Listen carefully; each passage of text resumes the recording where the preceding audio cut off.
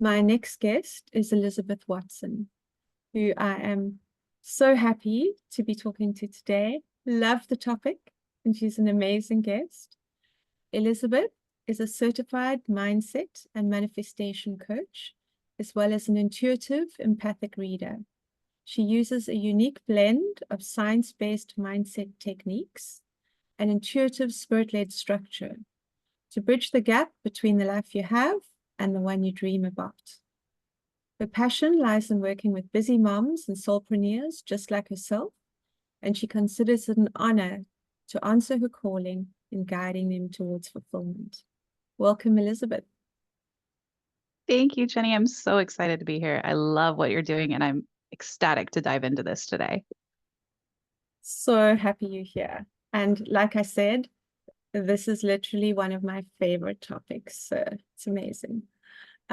Before we dive into the nitty-gritty of your talk, won't you just tell us a little bit about yourself and how you got to be doing what you're doing, a little bit of the path you took to get here? I love that question. Thank you so much for asking, because as many of the people in the coaching and mentorship field, my life is very much what brought me to my business. It's all a product of the journey that I've been on. And that is it's a spectrum of things. And it started pretty much when I wanted to have children, and I knew I was going to have fertility struggles. And there was only so much I could do about that. But I knew I could control my nutrition and my fitness. And so I started my first health and fitness journey. And on that, I lost over 100 pounds and maintained that through two success stories. And then, unfortunately, I failed to set boundaries with someone, and they sabotaged all of the mindset that I had done, all of the self-worth work I'd done, which ended up being a domino effect. And I gained all the weight back. And plus, I ended up in a very severe clinical depression that lasted more than 6 years and lost a lot of time to that space. Mm. But what that did was it really put into perspective for me how important the mind is, how important the thoughts we have are, and how it impacts everything else. And so, using the techniques I'd learned, I managed to come out of my depression without medication or therapy. And I had my third child, which unlocked my intuition on a much deeper level. And then I started to get signs and synchronicities about where I was supposed to go. And I wasn't just going to be reading for people, I was going to be bringing in all that powerful mindset stuff. I was going to put it all together. And here we are. Love that. Thank you for sharing that. It's a beautiful story. I love the way our paths, everybody has their journey and getting them to where they are. It's fantastic. Um, right. I know you're going to talk to us about mindful manifestation. So I'm going to let you go right ahead with that. Can't wait to hear what you have to say. Perfect. I love it, because this is kind of one of those areas that people don't talk about a lot.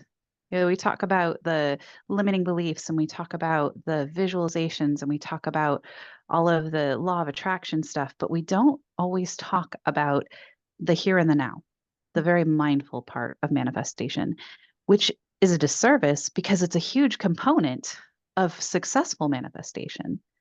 And since we're just meeting each other, I'll talk a little bit about mindfulness and present moment awareness, so we're kind of on the same page. Yeah. So, what I'm going to be talking about is very much mindfulness as being aware of your surroundings in the here and now.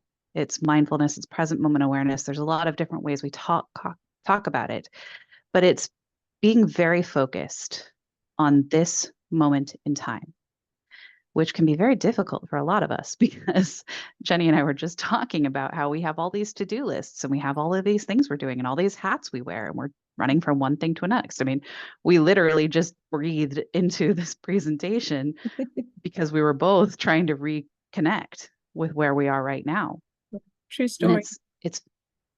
it's so easy to let ourselves slip into that go, go, go mentality, when being right here and right now has its own special magic. And we get so fixated on the future we want in manifestation, which isn't a bad thing. It's really good to know where you're headed. That's a vital component. And it's important to know where you've been. to learn from the past, to grow from the past. But if we stay fixated only on the future, or we stay stuck in the past, we miss out on the magic of right now. When in reality, now is all we've got. We can't change the past. We can't speed up the future. Now is where we do everything. And so Yeah. mindfulness is incredibly powerful because of that. I think we can get So too future focused that we miss part of our lives. exactly, Like so much time, and time exactly, seems to be going so quickly. So if we are spending all our time focused on where we're trying to get to, literally you're missing your life as it's happening around you and the it's beauty so in true. each moment. Yes. And this is sneaky because as a manifestation worker, there's so much focus on what you want to bring into your life, on what you're trying to manifest, on what you're reaching for. And that's, as I said, that's not a bad thing. But what becomes the bad thing is when that's all you're looking at until that breeds lack and absence in the now. And that's where people get tripped up so much in this. They get so Yeah, much in the wanting stage that they feel like they don't have anything in the now. And that sends out that kind of energy, that's which the is really opposite of bad. manifesting what you want to manifest because now you're focusing on what you don't have. So, Exactly. That's when yeah, the law of attraction starts to work against you because yeah. now you're in an energy of lack, absence, of, I just don't have, and I really wish I had. And that's the energy you send out. And so you attract more lack, more absence of, and So it's that's not going to help you. constantly day by day being mindful to be in the right state, to live into your future while relishing and being very present in the present Exactly. moment. Exactly. And there's a lot of conversation about meditation, which is a beautiful practice. It's very important. But here's the distinction: meditation is pausing in the now and focusing on your internal world. You bring everything internal, and that's beautiful and powerful and necessary. However, there's another side, which is mindfulness. And that is where we focus on the external world. We slow down and we come into focus on what is here and now and around us and happening right in this moment. And that has a power too. Yeah. And the beautiful thing about that when it comes to manifestation is it gives you the ability to fill your bank with all of the senses, the experiences, the emotions of right now. So the thing with manifestation is that you can be like, I want the new home. I want the new job. I want the forever relationship. Okay, great. But you are talking about something very physical, something very defined in the 3D. You haven't talked about what you actually want because everything we want is actually related to an emotion we expect that thing to give us. The relationship gives us love and companionship and security. The money gives us security and possibility and all of this freedom. The home gives us safety and nurturing, right? Those are emotions, and those are far more powerful than granite countertops and the farm style tank. So, what being mindful does in a manifestation practice is it helps you connect with those emotions on a much more powerful level. It allows you to sit and notice, what does that feel like in your body? What does being happy feel like? Where does it land Yeah. in your body? What is the temperature of your body like? What So do you this notice is reacting? crossing over, bringing the mindfulness into embodiment. It, it does. It absolutely The does. topic of our summit. Yes. So the only way to do that, though, is to be in the now, Hmm. because what you remember of those experiences is going to be colored. It's going to Yeah. be changed by the perspective of wherever you're at right now. You have to be present now to find those emotions and the sensations. So here is very much the mindfulness that makes a big difference. when you are mindful of where you're at, you can experience the senses of the world around you. So yes, embodiment as well, but you can take in more. Because when I work with my clients, one of the big tools in manifestation is visualization. And visualization is powered by the emotions we talked about, but also by sensory detail. And this is something I take them through. It's really not just about what we see. You know, we're sighted individuals, so visualization is powerful, but what do you hear? What do you smell? What do you taste, to touch?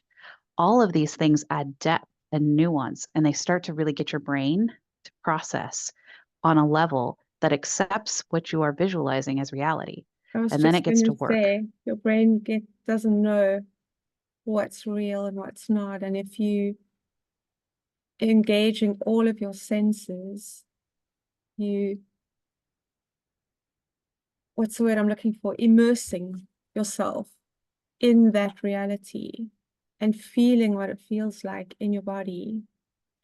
It's also, I was wondering, does gratitude come into this in the processes that you work with?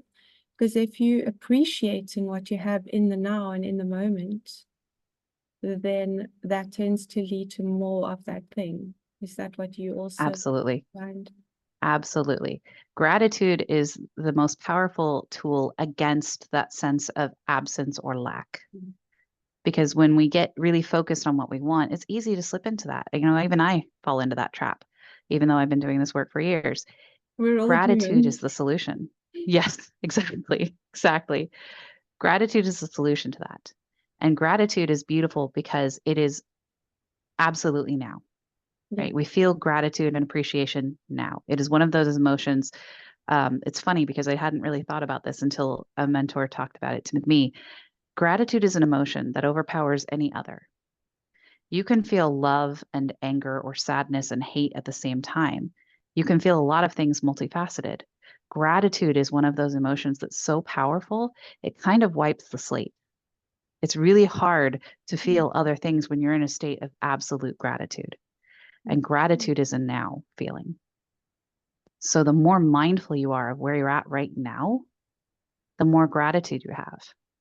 And present moment awareness, mindfulness, lets you be able to find that gratitude in a way that's truly resonant.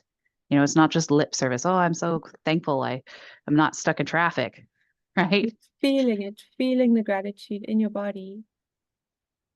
You're right. I haven't really thought about it as wiping out the other emotions, but that makes sense.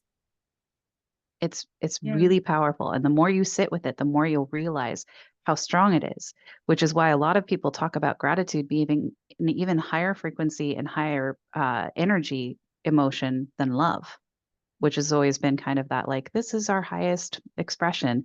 But gratitude and appreciation can be even more powerful than that when you are truly in it. Mm. And that really means being connected to where you are right now. And love can And the also thing that, be very nuanced. You know, there's so many forms of love, and yeah, I yeah, suppose this is the actually a new universal dialogue. love is one of the highest, but love is a tricky word as well. So nuanced, whereas gratitude feels blossoming in your heart. Yeah. That's a conversation that I want to open more of in the coming days is this concept of love being, you know, just this overpowering thing. The problem that I have with that is not that love isn't beautiful, but that we all experience love in different ways. Yeah. And there are so many different types of love that it can get confusing when you think about, okay, well, I have to be in love, but gratitude, appreciation, I think we all experience that on a pretty universal scale. So it makes it a more achievable emotion to be in a mindful place with. You can really sit with gratitude, and we're all feeling pretty much the same thing. It may not be for the same reasons. We all come to that same emotion, which And lets us really slow down. even if things are going wrong or you're having a tough day, usually you can always find something to be grateful for and focus on that and let it grow from that. Absolutely. Mm. Absolutely. And the more you focus on that, spoiler alert, the Yeah. more you're manifesting more of that. And it's truly a compounding emotion and an energy. And the only way to get to that place is to slow down and to notice what is around you right now. What is physically around you? What are you experiencing? What can you truly be grateful for? And if the only place to start is, I'm really grateful I woke up this morning, right? That's beautiful too.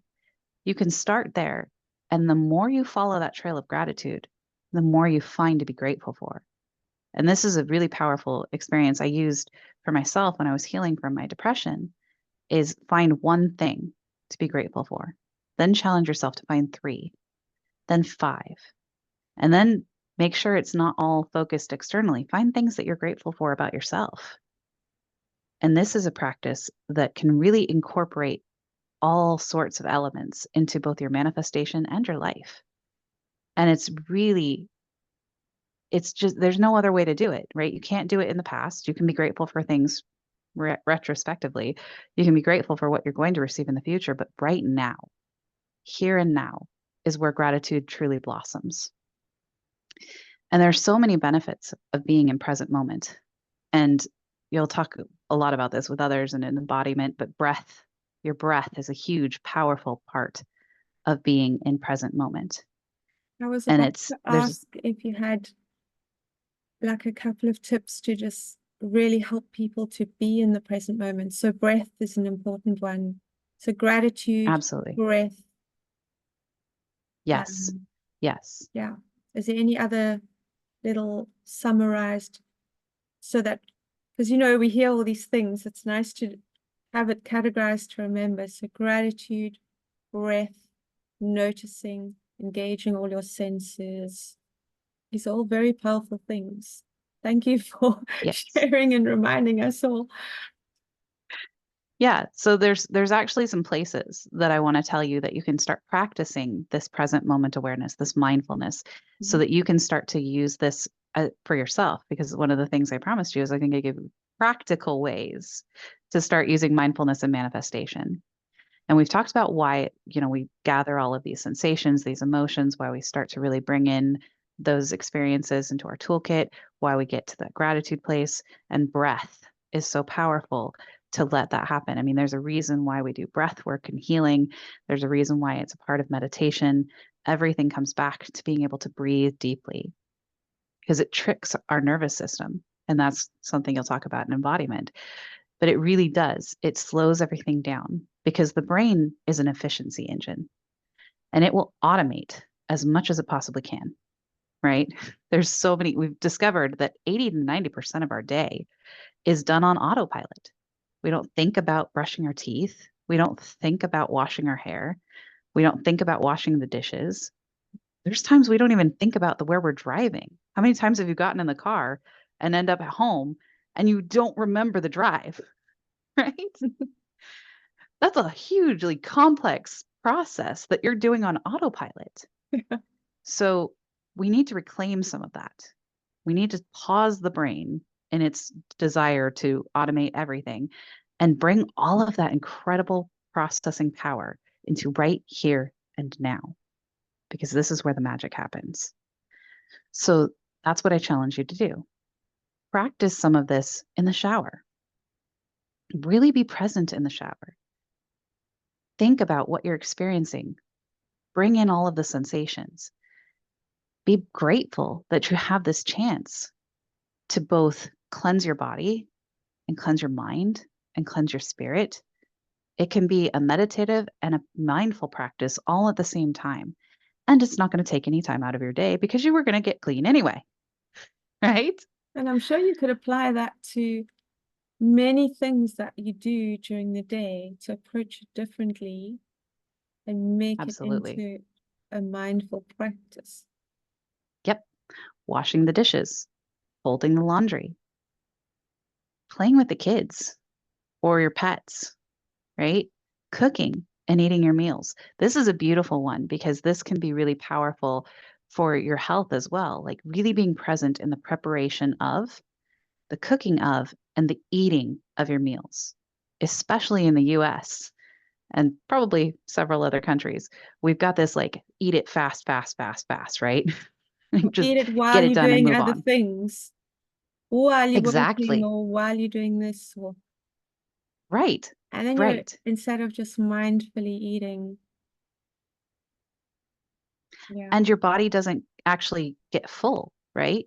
We don't actually feel the same process. Whereas if you slow yourself down just a little bit, I'm not saying you have to spend a half hour on lunch or something like that. Like, great if you can. But if you slow it down and enjoy each bite, process each bite, it's amazing what that's going to do for your mind, for your body, and for your entire life. So practice these in the things you're already doing and really challenge yourself to come into the here and now and be very aware.